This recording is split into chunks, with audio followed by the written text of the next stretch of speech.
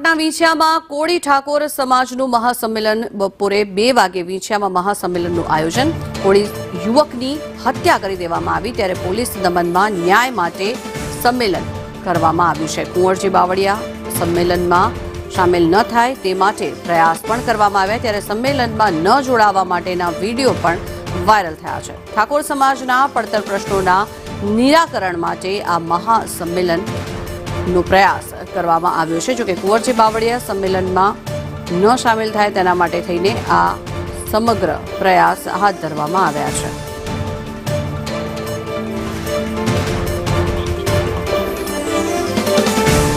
ઠાકોર સમાજના કેટલાક પડતર પ્રશ્નો કે જેને લઈને આ મહાસંમેલનનું આયોજન કરવામાં આવ્યું છે, પરંતુ ખાસ કરીને આ દ્રશ્યો જોઈ રહ્યા છો, આ બપોરે 2 વાગે વીંછિયામાં મહાસંમેલનનું આયોજન કરવામાં આવ્યું છે, કારણ કે અનેક અલગ અલગ પ્રશ્નો પડતર પ્રશ્નોને લઈને આ મહાસંમેલનનું આયોજન કરવામાં આવ્યું છે। કોળી યુવકની હત્યા કરી દેવામાં આવી હતી અને અન્ય પણ કેટલાક જે પ્રશ્નો છે એ બધા જ પ્રશ્નોના ઉત્તર મળી શકે તેના માટે થઈને આ મહાસંમેલનનું આયોજન કરવામાં આવ્યું છે, જેને લઈને અનેક લોકો પણ એકત્ર થયા હતા।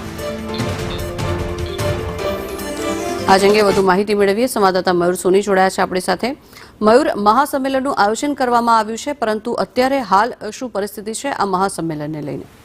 જઈ રહ્યું છે મુદ્દો એ છે કે કોઈ સમાજના જેટલા પણ લોકો ઉપર પોલીસ કેસ થયા છે, ખાસ કરીને 307ની કલમ કેટલાક લોકો ઉપર ઉમેરવામાં આવી છે। આ કલમ રદ કરવાની સાથે તમામ કેસો પાછા ખેંચવાની માંગ સાથે આ સંમેલન બોલાવવામાં આવ્યું છે।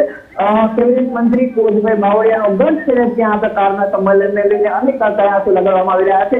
આ સંમેલન ન યોજાય એના માટેના તમામ પ્રયત્નો બાવળિયા દ્વારા કરવામાં આવ્યા હતા, પરંતુ જે આયોજકો છે એમને કુંવરજી બાવળિયા સહિત તમામ આગેવાનો છે એમને આમંત્રણ પાઠવ્યું હતું, કોઈ સમાજનો અવાજ સરકાર સુધી પહોંચે એ માટે પોતાનું વક્તવ્ય મંચ ઉપરથી આપવાની વાત કરીએ તો જોવાનું રહેશે કે 1 વાગ્યાથી આ સંમેલન યોજાઈ રહ્યું છે, કયા મહાનુભાવો ત્યાં પહોંચે છે અને શું આટલા મુસદ્દો છે એ આ સંમેલન અંગે બહાર આવે છે। જી મયુર, આભાર સમગ્ર માહિતી।